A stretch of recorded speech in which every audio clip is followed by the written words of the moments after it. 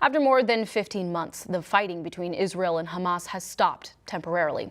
The ceasefire deal went into effect early this morning. Hostages that have been held in Gaza Strip and Palestinian prisoners in Israeli jails will be freed in the first phase of the deal.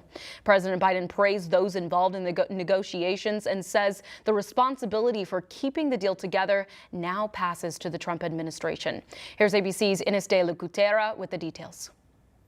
With smiles on their faces, the first 3 hostages released from captivity in Gaza as part of the Israel-Hamas ceasefire deal are now back on Israeli soil.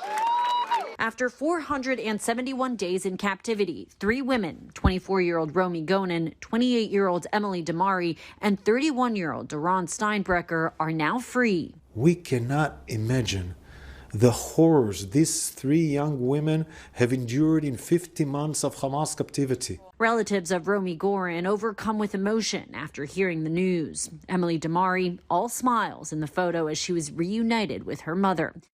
This was the scene in Gaza just moments before the women were released. Hamas men gathered around the Red Cross convoy. A crowd gathered to watch the exchange. Under this first phase of the deal, 33 hostages will be released over the next 6 weeks, including 2 Americans, Keith Samuel Siegel and Sagi Dekohen. Sagi has 3 daughters, the youngest born after he was taken captive. His wonderful wife was 7 months pregnant, and for 9 horrific hours, was able to survive in the safe room of their home on our kibbutz with her 2 little daughters, while there was murder all around. Palestinian prisoners in Israeli jails will also be freed, and the ceasefire allows aid to begin moving into Gaza. Trucks loaded with humanitarian aid have been lined up at the Egyptian side of the Rafah border crossing, those trucks now starting to move into Gaza. President Biden said this was one of the hardest negotiations of his career. Today's ceasefire in Gaza and the release of hostages is a result of a principled and effective policy